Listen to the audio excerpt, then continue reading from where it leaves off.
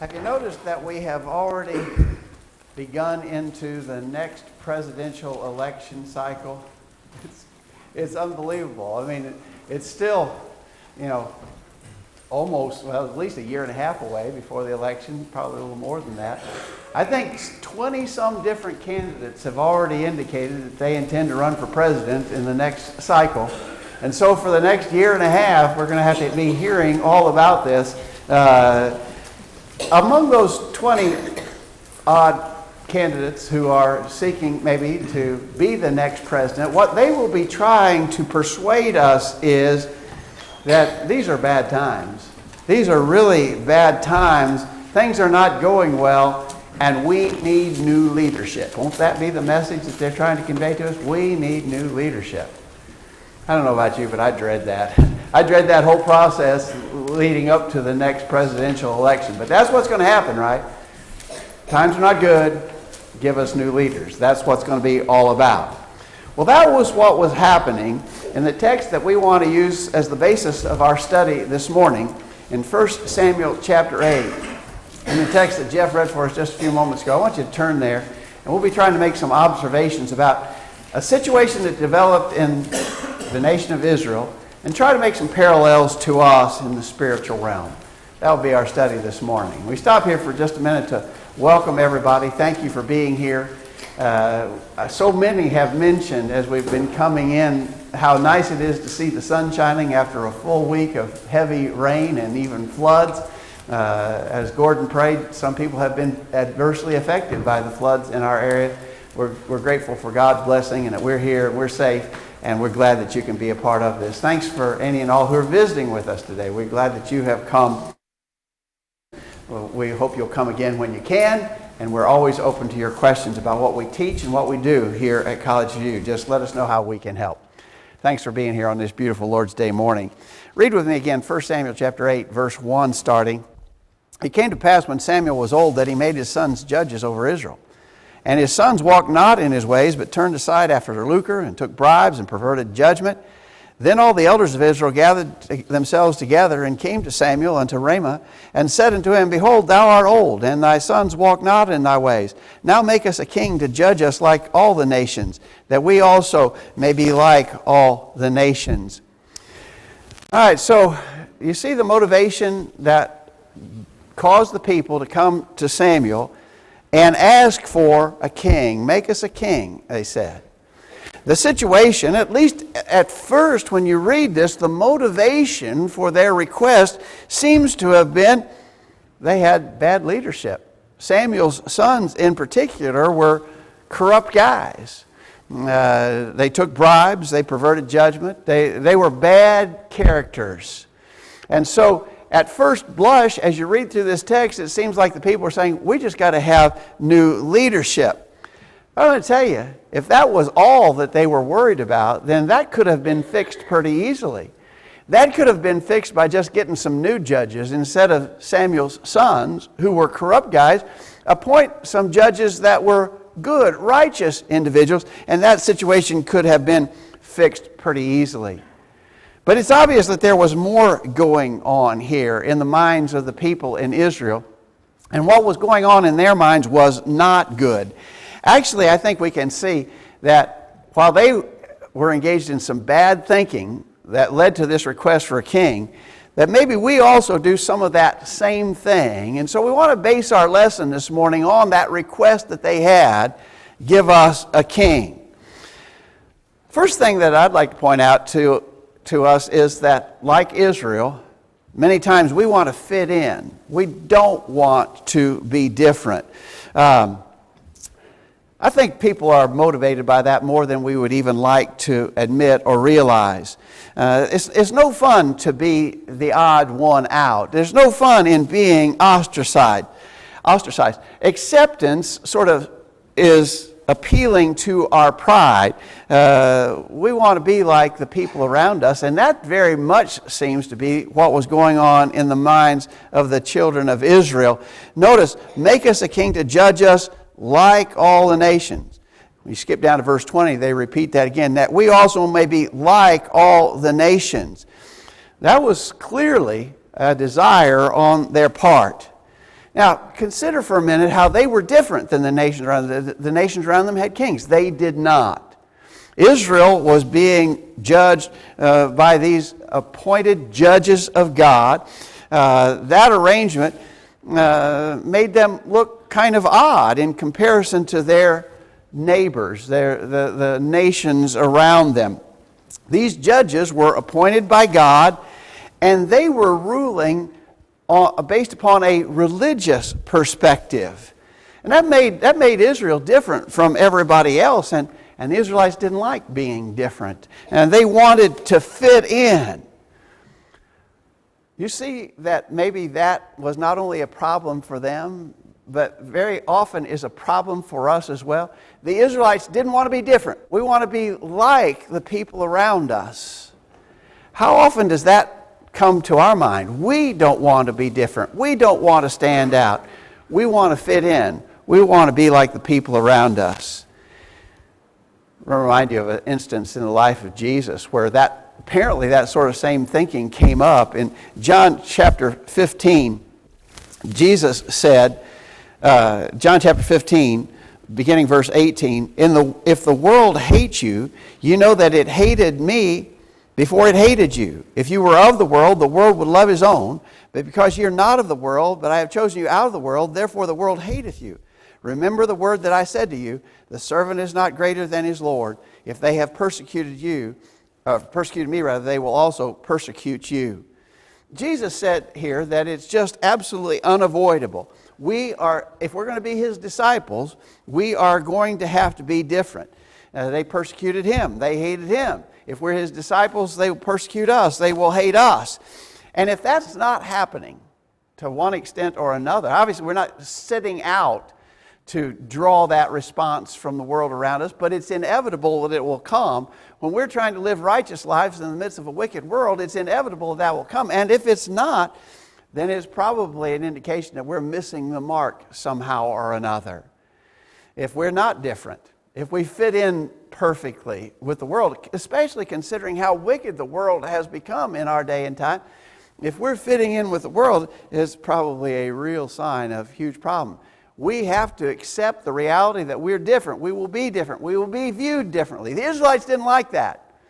Too often we don't like that, but we have to accept that. And so that's going to dictate somewhat about the way we dress, about how we act, about where we go, about what we do, about the way we speak, about the people that we associate with, and so forth. If we're determined to fit in, we're missing it. The Israelites wanted to fit in, and it was all wrong. This determination to be different is going to make us different in areas like social drinking. It's going to make us different in areas like modern dancing. It's going to make us different in questions about modesty and the clothes that we wear. I'll tell you, you want to fit in? If you want to fit in, you're going to go those ways, right? Social drinking, dancing, immodest dress. If you want to fit in, because that's what the people around us are doing, right? And unfortunately, we see that there's a movement among God's people in some of those very exact areas where we ought to be totally different. There's a urge or a desire to want to fit in. I'll tell you, Israel was wrong when they wanted to be like the nations around, and we're wrong when we want to be like the nations around us. A passage that we use so often, I make no apologies for mentioning it again. Peter says in 1 Peter 4, beginning verse 3, the time past of our life may suffice us to have wrought the will of the Gentiles, when we walked in lasciviousness, lust, excessive wine, revelings, banquetings, abominable idolatries, wherein they think it strange that you run not with them to the same excessive riot, speaking evil of you. If the people of this world do not think that we're strange to some degree, then that's a big warning sign. That ought to be a huge red flag that comes up. If the people of the world don't think that we're different, and even to the point of being strangely different, then that is a problem. And so when we think about the Israelites, when they said, give us a king, one of their big problems was this unnecessary and wrong desire to fit in and not be different. I want to suggest to you that maybe another thing that was in their mind is that they were being influenced by what you would have to call worldly standards of success. Try to picture in your mind these judges that were ruling over Israel. No robes and crown, no kingly splendor. They didn't live in palaces. Most of them were not rich individuals. Some of them just very common folks that judged Israel. They weren't surrounded by a whole host of servants and an army of soldiers who waited on them hand and foot. In other words, what we're saying here is if you look to the judges of Israel, they would have none of the material markers of success in this world. Would you agree with me? The kings of these other nations, in contrast, look at them, man. They're living in splendor. They have their jeweled crowns and they have their beautiful robes. They live in these palaces. Everything is so grand. People wait on them hand and foot. That is success. What we're doing is not so successful. You can easily see how the Israelites might have looked at it that way. What about a parallel to us in that regard? Is there a problem for us that we let things be determined in our mind from a this world perspective rather than from a spiritual perspective? Now that's what Israel was doing, right? They were looking at those other nations and boy, that looked like they were really doing well, and we're just over here not doing so well. There's nothing fancy about our existence. Look at their existence. Is there a possibility that that same sort of thing could happen to us? Look at the text again. In 1 Samuel 8, verse 19, we will have a king over us, that we also may be like all the nations, and that our king may judge us and go out before us and fight our battles. You get the idea there. I think it's strongly hinted that the idea was that they were envious or jealous of the success of their neighboring nations, and certainly they wanted to be like them. Well, they got their king, didn't they? We know that they got their king. And one of the earliest ones, first King Saul, then David, then Solomon, just the third king in Israel was Solomon. And he became hugely successful by worldly measure. We know about the wealth of Solomon. In Ecclesiastes chapter 2, beginning verse 4, I made me great works. I builded me houses. I planted me vineyards. I made me gardens and orchards, and I planted trees in them of all kinds of fruits. I made me pools of water. I got me servants and maidens. I had great possessions of great and small cattle above all that were in Jerusalem before me. I gathered me also silver and gold. So I was great and increased more than all that were before me in Jerusalem. And whatsoever mine eyes desired, I kept not from them. I withheld not my heart from any joy. Here Solomon was talking about his achievements and his accomplishments, and they were significant. We've tried to make this point before, and I was actually trying to do a little research this week about trying to compare Solomon's wealth to today's monetary values, and of course it's a practical impossibility to do that. But by any consideration, Solomon, if not the richest man who ever lived, certainly one of the richest men who ever lived. And when he said, whatever my eyes desired, I kept not from them, I withheld not my heart from any joy, you have to believe that Solomon could do that. He had the material resources to satisfy every craving that he had. And he could gratify every desire that passed his mind. He could, as they say, chase the dream, like none of us would ever be able to do so. But you know the story, you know it very well, that this was amazing success by worldly standards, but Solomon was not pleased or satisfied with the outcome. I looked on all the works that my hands had wrought and all the labor that I had labored to do, and behold, all was vanity and vexation of spirit, and there was no profit under the sun. You see that all of that Solomon had and all that he did was not satisfying to him. The question now for us is, can we be wise enough to learn the lesson that Solomon learned really the hard way?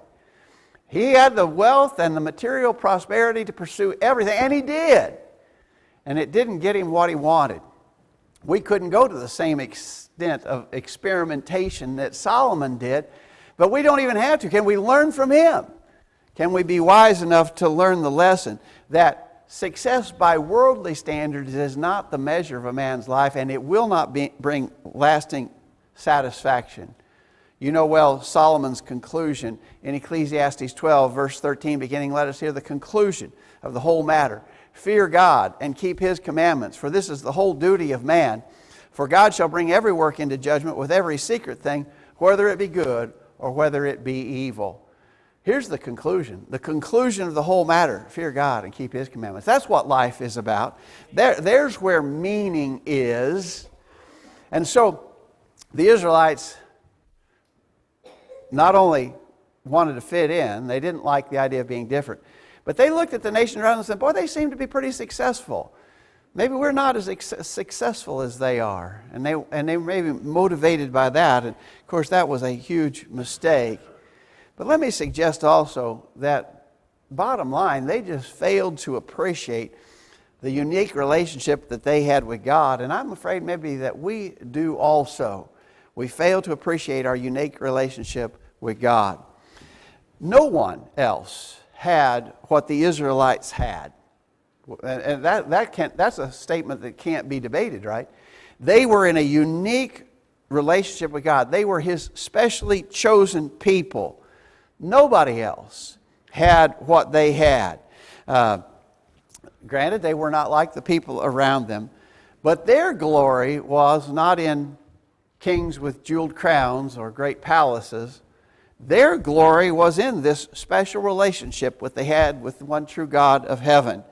That's really what mattered. That was the most important thing, but they didn't realize that.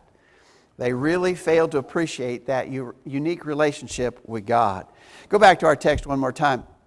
In 1 Samuel chapter 8, the thing displeased Samuel. When they said, give us a king, it displeased Samuel when they said, give us a king to judge us. And Samuel prayed unto the Lord, and the Lord said to Samuel, hearken unto the voice of the people in all that they say unto thee, for they have not rejected thee, but they have rejected me, that I should not reign over them. Notice, they have rejected me, that I should not.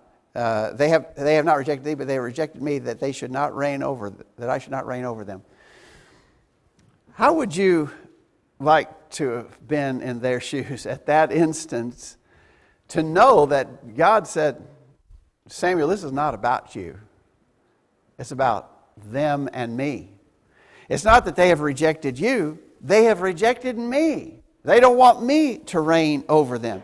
I tell you, that'd be a pretty scary prospect if you agree with me, that God would clearly have been very displeased at the request of the Israelites and viewed it as a rejection. They have rejected me, that I should not reign over them. Now, again, as we've been trying to do throughout our study, draw the parallel to us. When we, like we've just been saying, when we are determined that we want to fit in with the world, when we try to judge what's good based upon what the world says is good, when we reject God, when we pursue and strive for the things of the world that alienate us from God, we have rejected Him. That's a scary thing. Think for a minute about what we have. The Israelites should have appreciated their special relationship with God. We should appreciate what we have with God. In 1 John chapter 3, verse 1, behold, what manner of love the Father hath bestowed upon us, that we should be called the sons of God. The Apostle John there, by inspiration, seems to be speaking in the sense, can you believe this? How incredible is this? What an amazing thing that the Father loved us and allows us to be called His children, that we should be called the sons of God. That's incredible. Here is the almighty creator of the universe, the all-powerful God. Here we are, weak and fallible, sinful, and yet God still has made it possible for us. Because of His love for us, God has made it possible for us to be called His sons. That's an amazing thing. What a relationship we are privileged to enjoy. Never take that for granted. The world hasn't got that. And the world can't offer that. Don't fail to appreciate the relationship that we have with God. In Psalm chapter 8, verse 4, the psalmist seemed to be just dumbstruck by this concept. What is man, he says, that thou art mindful of him, and the son of man that thou visitest him? That's a really good question. What's in us that deserves what God has done for us? Absolutely nothing. There's absolutely nothing in us that would deserve what God has done. What is man that thou art mindful of? That doesn't make sense that God would care, but He does. Through His grace and mercy, He has made it possible for us to be saved. In Hebrews chapter 8, the Hebrew writer quotes an Old Testament prophecy. And the prophecy was this: "This is the covenant that I will make with the house of Israel after those days, saith the Lord. I will put my laws into their mind and write them in their hearts, and I will be to them a God, and they shall be to me a people. And I will be merciful to their unrighteousness, and their sins and their iniquities will I remember no more." Now, the Old Testament prophet Jeremiah was actually speaking about what has come to fruition in our time, right? We are the ones. And God said, "I will be to them a God.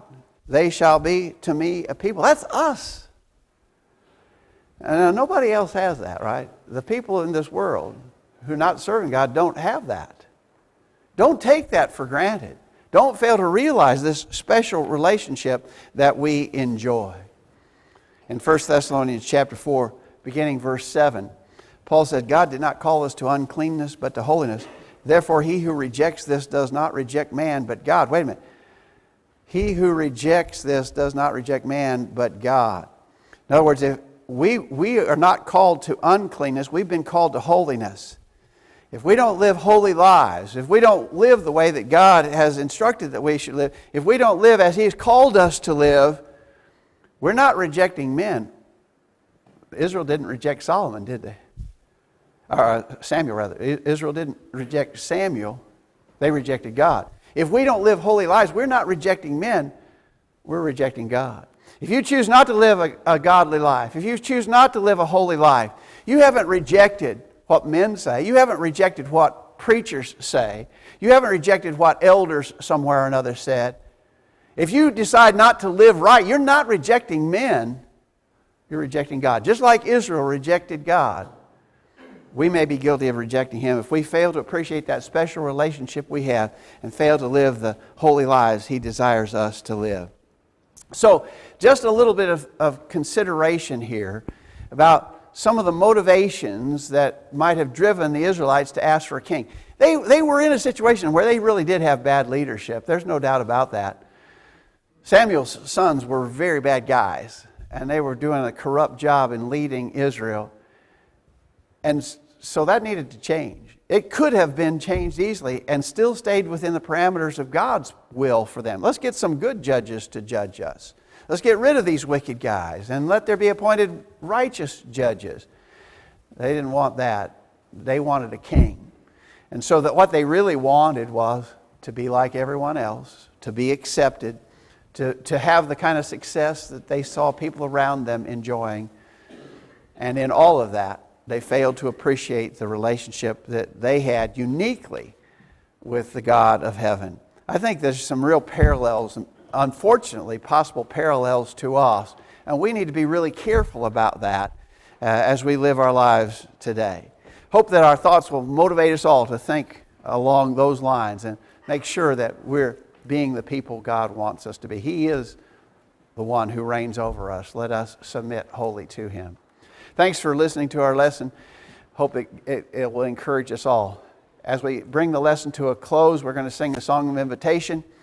And in singing this song, we'll first be thinking of those who are already Christians.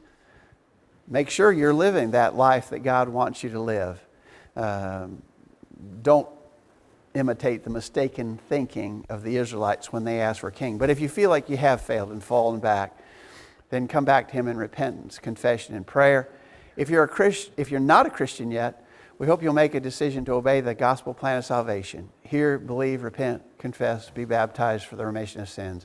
If we can help in any way, let us know while we stand and sing. Who at my door is standing.